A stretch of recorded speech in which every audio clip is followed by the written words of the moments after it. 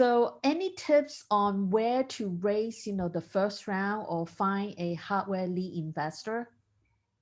I'll start. I think before you start talking to any investors, the benefit of being a hardware startup in this day and age where you have crowdfunding platforms is to actually generate some market data and show some interest from your potential customers.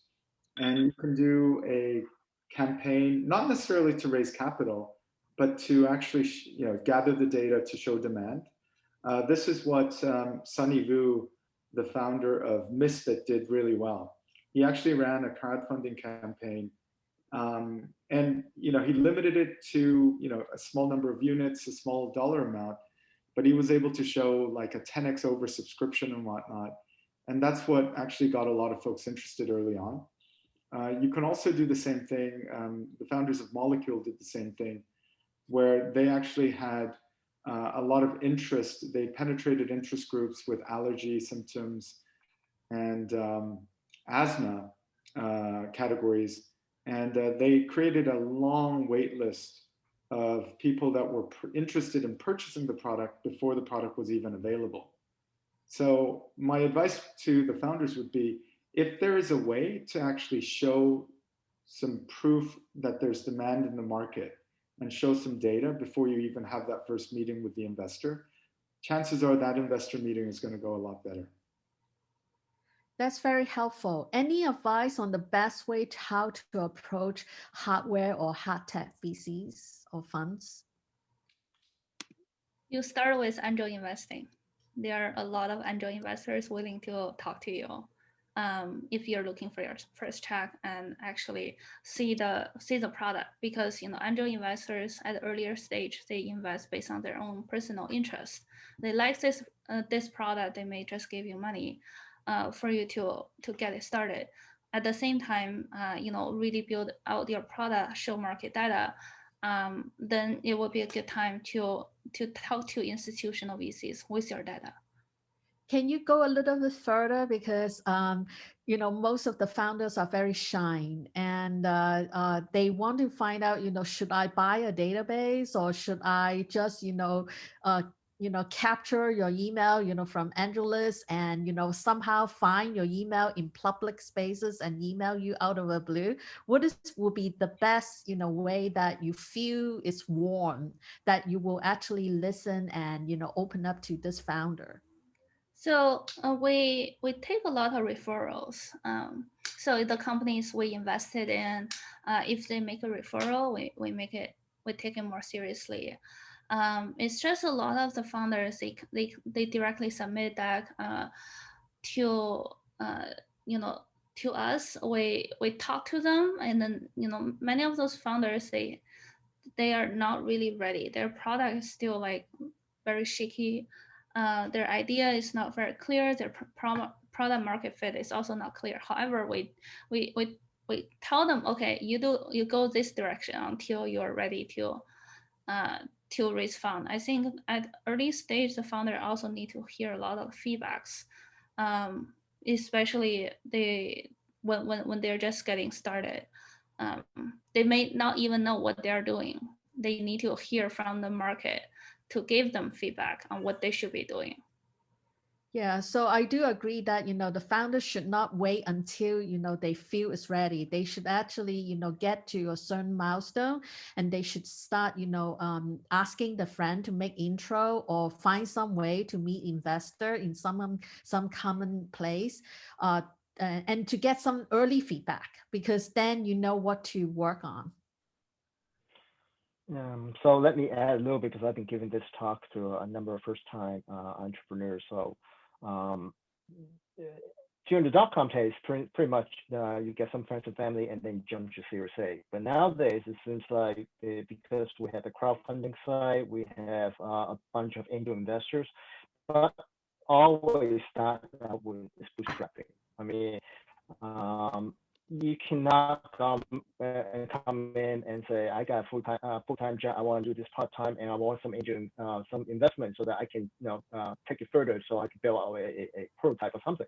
You have to add or time or other type of things first, and then you go out to your friends and family, right? Because angel investors, a lot of times, Jing was saying, they will take a meeting, but they also have their criteria. So you know, oftentimes they use referrals because a lot of the person referred, we have a history with that person. We know they understand what we're looking for. They're not just going to randomly introduce, Joe Schmo to come to me and kind of waste 1 hour of my time because they have no prototype. They're just looking for some money so that they can do that like a part-time pet project, right? So also try to plan it out, I would say 6 months to a year before you actually commit to do your startup, and network with the right people in that network to build the connections, right? Because a lot of times, you might have a good idea, but is that an idea that's going to really take off now to a fundable idea? Because a lot of you, again, I don't know when I said this, maybe this before we start this webinar, is the challenge for Silicon Valley, coming to Silicon Valley to raise fund, is we have the most amount of VC funding of any part of the world, 3 times more than the second city in the United States. But on the other hand, we have a lot of homegrown competitors in startups. So recently I actually helping some of the startup actually from Papino actually is a team from Turkey. Now they're no longer in San Francisco after they graduate from Alchemist. So a lot of them want to come from France, UK, Turkey, Korea, Japan, Taiwan to come to Silicon Valley to raise funds. And I often tell them it's very challenging because we have the most amount of VC money, but then everybody comes to Silicon Valley. In addition to, we have American startup entrepreneurs to compete with. So yeah, think it through. I mean, if you really want to do a startup and you want to raise some funding, I think you have to do some pre-planning before just say, hey, I have a good idea and let's go out and start fundraising and get some introduction. So there are 2 types of investors, and I think a lot of the panelists will agree, right? There's smart money and there's dumb money. Somebody has so much money, they don't care. They will just like, hey, well, let's say if you are an investor at Zoom, right? You're sitting on $100 million or Bitcoin, right? Sitting on $100 million, you're 35 years old. What are you going to do with the money, right? So you're going to help your friend. Here's 10K, 50K, try it. Because to them, they're helping a friend. But can they add value, right? But when you get smart money, these are the experienced angel investors, and they actually have find the right ones who have gone through your path, gone through your industry and technology. They will add a lot more value. Their value is a lot more about the advice they give you rather than just the money they provide you. Yeah, about hardware, I would suggest, founders would not just, stay in the Silicon Valley and just raise. And, for hardware, you should actually go where the money is. There's a lot of hardware invested in LA, Southern California, and also, in Midwest, Chicago and New York, East Coast area. So don't just stay around, just, reach out, to a lot of investors. In fact, because of the good exit on the East Coast and New York area, the hardware is very active on hardware. So the U.S., China trade war and COVID-19 pandemic caused big disruption on the supply chain, logistics, shipment. Many parts, go from 4 to 8 weeks time to 52 weeks. I'm sharing my own experience when I prepare, the hardware logistic. I have to prepare the product assembly locally for tackling market and local sales. So can you share your insight? Yeah, I think you need to find somebody who's experienced in this.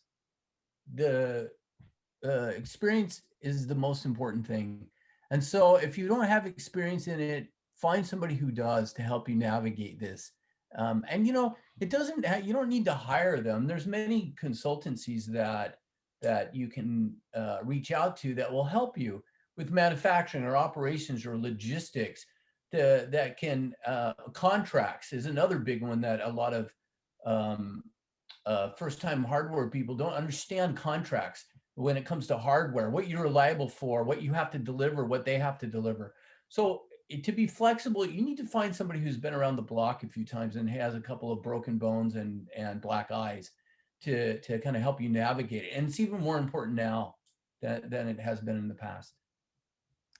Now, so when it comes to exit strategy and execution plan, how do you advise founder what to do and about the timing?